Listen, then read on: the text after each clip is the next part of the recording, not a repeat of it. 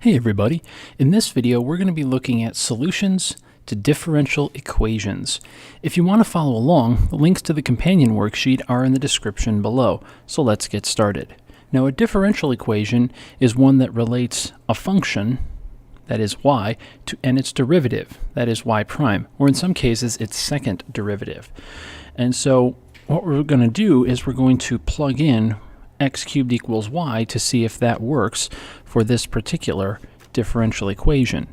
But in order to do that, we not only have to plug in x cubed in place of y, we also need its derivative, so y prime.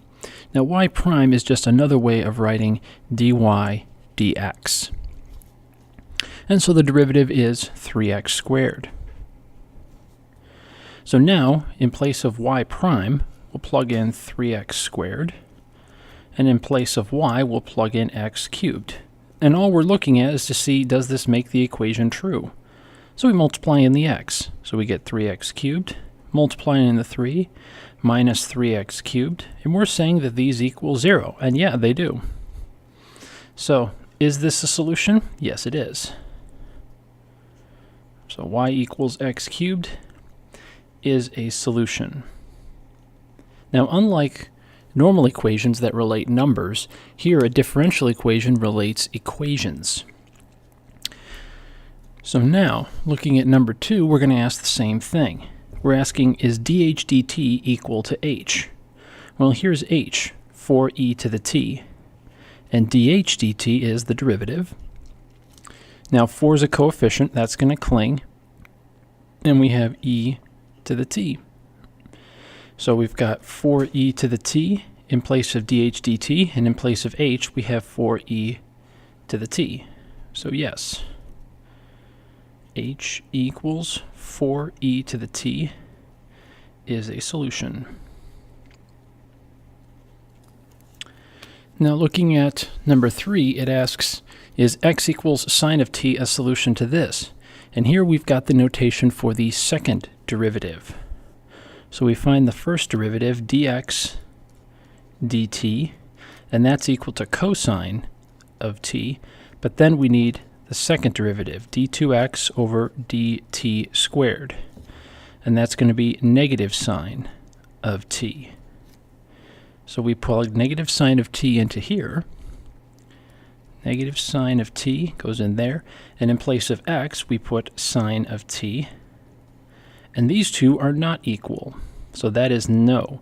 That is not a solution. So x equals sine of t is not a solution. There we go. So all we're doing is plugging in the function, plugging in any derivatives, and seeing does that make that equation work. That's all we're doing for these. Now on the next page, now we've got this equation, and we want to know, we've got this unknown constant, and we want to know what values make it work for this. So we need y, which we have, x squared plus k, but we also need y prime, and that's going to be 2x. Because remember, k is a constant, so that's going to disappear on us. So in place of y, we put x squared plus k minus x times y prime, that's 2x, equals 10. So now we have to find out what values of k will work. So if we distribute in the 2 here, we get 2x squared plus 2k. And if we distribute in the x here, we get minus 2x squared equals 10. And the 2x squareds cancel each other out. So it leaves us with 2k equals 10. So that means when we divide by 2, k equals 5. So that value of k will make this differential equation true.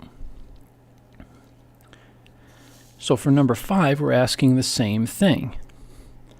Here we have a, that's an unknown, and b, that is also an unknown. And so we want to know what values of b will make this a solution. So dr dt is going to equal a times e to the bt, but remember that this is chain rule because this is its own function, so we have to multiply by b. So if we bring our constants out front, we have a times b times e to the bt. So we put that derivative over here on the left-hand side of our differential equation. A times b times e to the bt, and that equals negative 0.03 times r, which is this original function, ae to the bt. Now what can we do? Well, we can divide both sides by a e to the bt, because they have it on both sides, ae to the bt. And we're left with b on one side, and we're left with negative 0.03 on the other. So that is the value of b that makes this differential equation true. Now on to number 6. Now we're asking, we have 4 functions here, and we're asking which of these fit this differential equation. We're saying y prime equals negative y. So what that's saying is that the derivative is the opposite of the function. That's one way you could think about this. So for cosine of negative x, we have y prime equal to negative sine of negative x, but because of chain rule, we have to multiply by negative 1. So we get sine of negative x. And so, is our function and our derivative opposites? No. So this one is not a solution. For y prime here, y prime is going to equal 2x. So 2x and x squared are not opposites, so this is not a solution. Here we have y equals e to the negative x plus 2. So y prime is going to equal, well, the derivative e to the negative x plus 2 is e to the negative x plus 2, but we have to remember that we have to multiply by the derivative of the inside. That's chain rule. And so the derivative of the inside is multiplied by negative 1. And what do you know? This and this are opposites, because it's the same function just multiplied by negative 1. So yes, it is a solution. And then finally down here, for letter D, we have e to the x plus e to the negative x. So y prime is going to equal e to the x minus e to the negative x. For the same reason that we had up here when we had a negative x. We're multiplying by negative 1. Now, in order for this to be opposite, if these two terms do not have a negative, both of these terms should have a negative now in order for it to fit the differential equation. So this doesn't. A lot of people get the mistaken idea that, well, this becomes negative, so that's good enough. No, the entire function has to be opposite. So no, this is not a solution. All right. Now on to number 7. Same idea, but our differential equation is a little bit more complicated because here we have y prime, double prime minus 4y equals 0. So let's look at this. Y prime for cosine of x is negative sine of x, and y double prime is going to be negative cosine of x. So if I plug in negative cosine of x in for y prime, and then minus 4 times cosine of x, I want that to equal 0. And so the question is, will these cancel out and leave us with 0? The answer is, unfortunately, no. We're going to have negative 5 cosine of x equal to 0. So that is not a solution. For letter B, we've got 5 cosine of 2x. So y prime is going to equal 5 times negative sine of 2x times 2. So if I simplify that, I get negative 10 sine of 2x. And then y double prime, that's going to be negative 10 times cosine of 2x times 2. So that's going to become negative 20 cosine of 2x. So that we plug in for y double prime. So negative 20 cosine of 2x minus 4 times 5 cosine of 2x equals 0.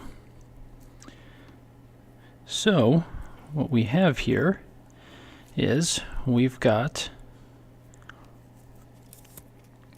negative 20 cosine of 2x minus 4 times 5 cosine of 2x, so negative 20 cosine of 2x minus 20 cosine of 2x equals 0, and these do not cancel because they have the same value. They have the same sign, sorry. So that means we have 40 cosine of 2x equals 0. They don't cancel, so that is not a solution. Okay. What about letter C? Here we have 7e to the 2x. So y prime is going to equal 14e to the 2x. Now I shortened this because what's going to happen? Well, the 7 is a coefficient, so that's going to hang on for the ride. E to the 2x stays as e to the 2x, but we then multiply by the derivative of 2x, which is 2. So the 2 and the 7 become 14. And then y double prime is going to be 28 e to the 2x. Same reason. 28 hangs on, the 14 hangs on, and then we multiply by the derivative of e to the 2x. And because of chain rule, another 2 will come out. So now, applying our differential equation, y double prime, so that's 28 e to the 2x, minus 4 times 7 e to the 2x equals 0. So here we have 28 e to the 2x minus 28 e to the 2x equals 0. And what do you know? These do cancel out. So this equation is a solution. So yes, it is a solution. So then finally, we ask, what about letter D? So y prime here is going to equal 6 e to the 2x minus 10 cosine of 2x. And then y double prime is going to equal 12 e to the 2x plus 20 sine of 2x.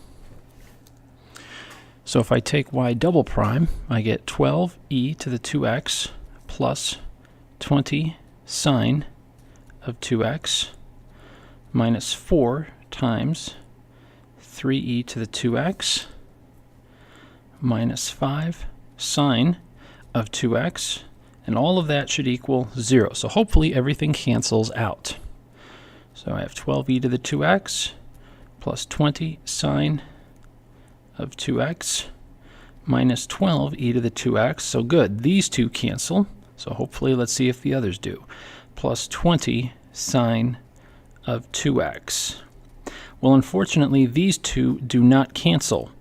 That's the same thing that happened in parts A and B. And since they don't cancel, this last one is not a solution.